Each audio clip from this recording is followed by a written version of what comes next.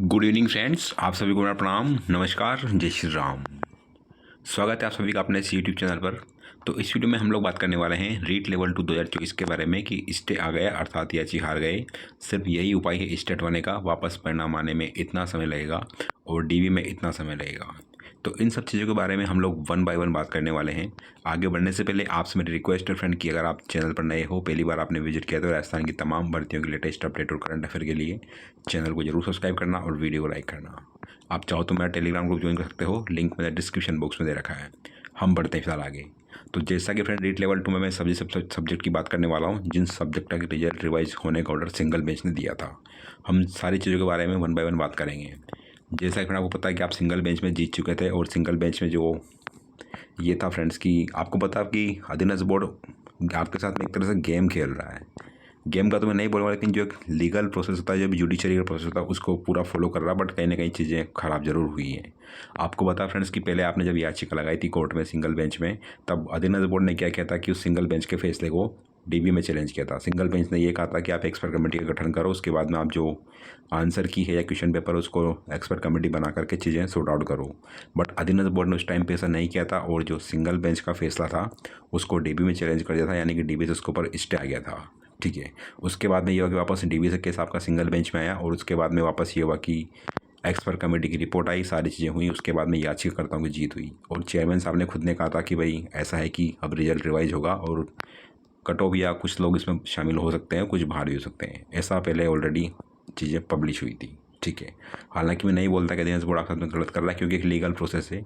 अगर कोई भी आप लोअर कोर्ट के जजमेंट से सेटिस्फाई नहीं होते तो आप उसकी जो अपेक्स कोर्ट है या जो सुप्रीम कोर्ट है या जो भी बड़ी कोर्ट है उससे बड़ी, वहाँ पर आप जा सकते हो। जैसे कि कोई ऐसी जनरल कोर्ट से सेटिस्फाई नहीं होता है तो वो एडीजे कोर्ट में चैलेंज कर सकता है या हाई कोर्ट में चैलेंज कर सकता है या फिर सुप्रीम कोर्ट में चैलेंज कर सकता है। ये एक लीगल प्रोसेस है।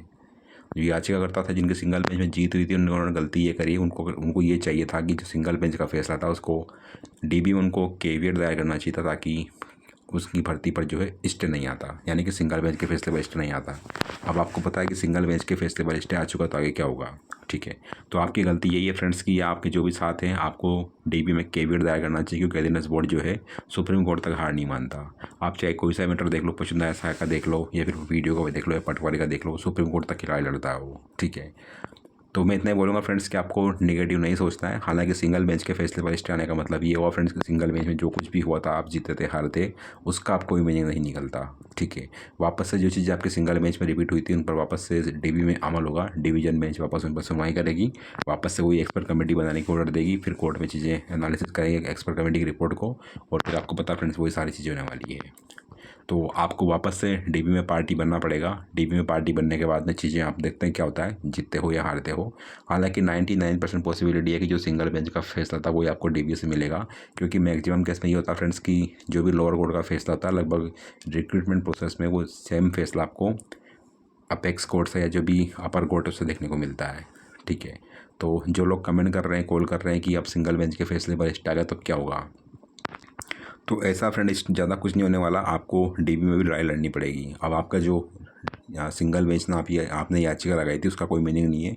डीबी में वापस आपको पार्टी बनना पड़ेगा, क्योंकि अधीनस्थ बोर्ड ने सिंगल बेंच के फैसले को डीबी में चैलेंज किया और वहाँ पर से वो स्टे लेकर आ गया, यानी कि सिंगल बेंच का फैसला ख़त्म हो गया आपके लिए। अब उसके पास में कोई दबाव नहीं है। जैसे कि पहले चेयरमैन साहब बोल रहे थे कि वो सीईटी के एग्ज़ाम के बाद में आपकी जो रिवाइज रिजल्ट जारी करेंगे, बट उन्होंने ऐसा नहीं किया और पर्दे पीछे गेम खेल लिया। गेम खेलने का मतलब कि जो सिंगल बेंच का फैसला था उसको डीबी में चैलेंज कर दिया और वहाँ से वो स्टे लेकर आ गए। तो कहीं ना कहीं याचिकाकर्ताओं के लिए एक बहुत बड़ी बुरी खबर में कहना,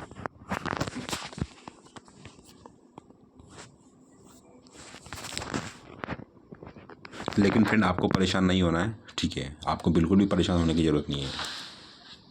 करना ये फ्रेंड्स कि आपको वापस से डीबी में पार्टी बनना पड़ेगा और जो पैसा आपने सिंगल बेंच में लगाए थे वो, हालांकि आपको पता है कि डीबी में बिना सिंगल बेंच में आप जा नहीं सकते, बिना सिंगल बेंच के जाए आप डीबी में नहीं जा सकते।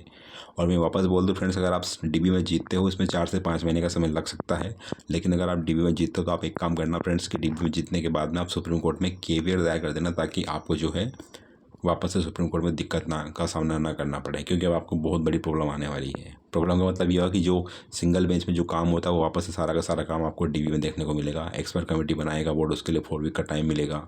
उसके बाद में एक्सपर्ट कमेटी की रिपोर्ट और जो आपने प्रूफ दिए हैं उनके ऊपर कोर्ट में आर्ग्यूमेंट होंगे। उसके बाद में कौन जीतता है कौन हारता है, उसके बाद में माननीय न्यायालय का फैसला आएगा। बात करते हैं कि अब डीबी में कितना समय लगेगा। तो नॉर्मल सी बात है फ्रेंड्स कि कोई भी चीज़ अगर डीबी में जाती है तो उसको जो भी पार्टी है या जो भी पिटिशनर है उनको नॉर्मली 4 वीक का टाइम मिलता है अपना रिप्लाई फाइल करने में। उसके बाद में आपकी जो कमेटी बनेगी वह सारी चीज़ें हैं, वो सारी चीज़ें प्रोसेस में आएंगी और आपको पता है कम से कम 4 से 5 महीने आपका टाइम इसमें लग सकता है। आपको मैं नहीं बता रहा हूँ।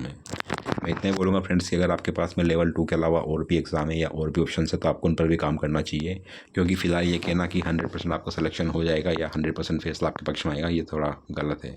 हालांकि मैं इस चीज़ के लिए पूरा श्योर हूँ फ्रेंड्स, 99% में श्योर हूँ कि जो सिंगल बेंच का फैसला है वही आपको डीबी में देखने को मिलेगा, लेकिन इसमें आपको थोड़ा टाइम लग सकता है।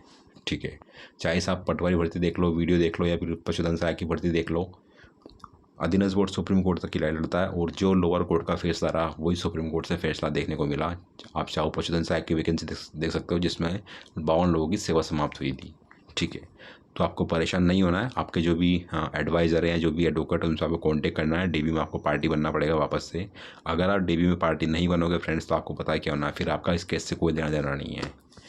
ठीक है, तो उम्मीद करूँगा जो लोग कमेंट कर रहे थे, कॉल कर रहे थे, तो क्या क्या नहीं है, तो मैं वापस बोलूँगा फ्रेंड्स कि आपको परेशान नहीं होना है। बस आपकी नौकरी में थोड़ा डिले हो चुका है। अब डिले कम से कम 5 से 6 महीने आपको डिले हो गया। अब उसके पहले आपको जॉब मिलना मुश्किल है, क्योंकि अगर अधीनस्थ बोर्ड अभी से पेपर को रिवाइज रिजल्ट जारी करता तो डेफिनेटली आपकी ज्वाइनिंग जो है आचार संहिता के बाद में, यानी कि नवंबर के एंड तक या दिसंबर के फर्स्ट वीक में आपकी ज्वाइनिंग हो जाती, यानी 2024 में आपकी नौकरी पक्की थी।